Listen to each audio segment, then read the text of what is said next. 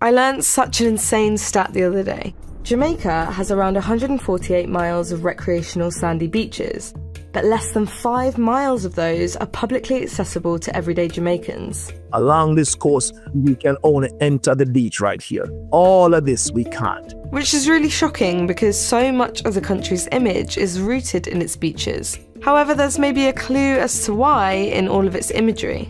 But how exactly that came to be is a complicated journey, from colonialism and a transition of power that kept the rights of access in the hands of a few powerful people. We're becoming a landlocked country.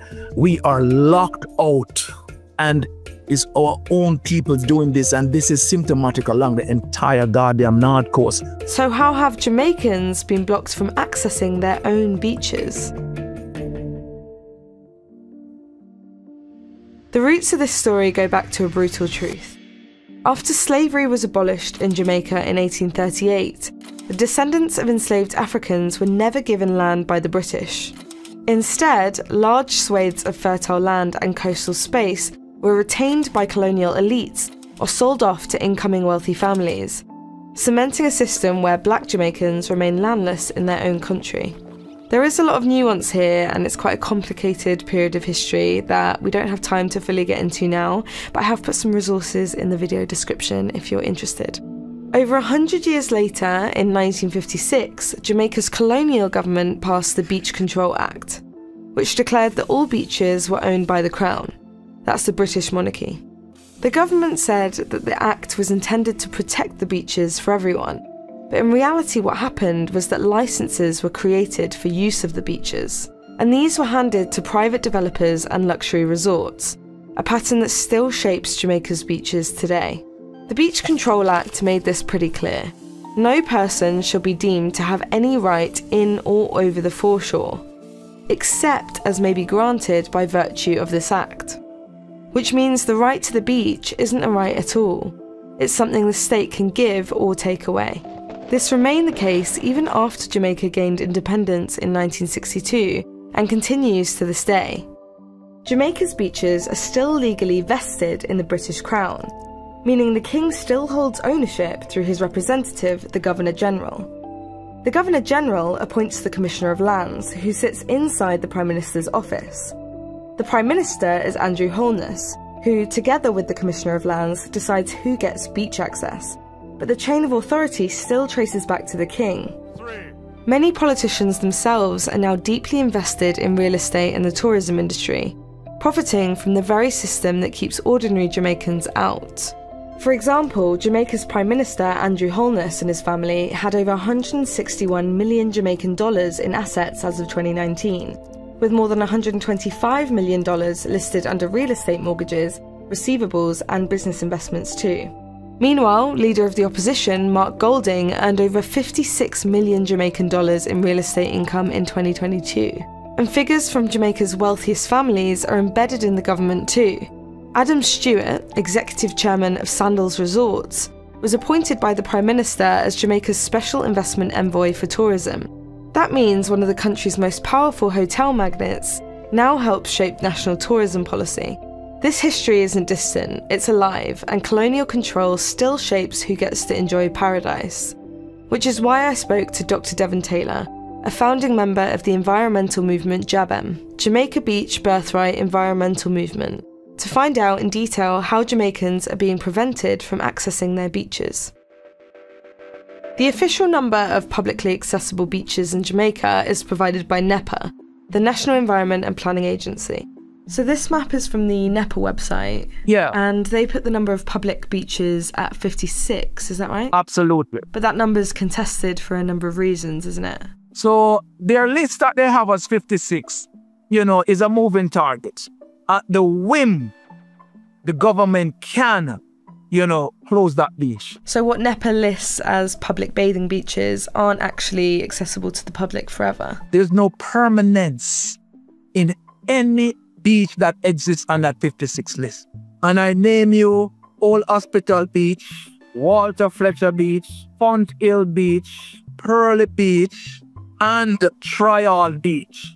So 5 beaches that the government would say reserved for the public in 2025 as has been listed for divestment.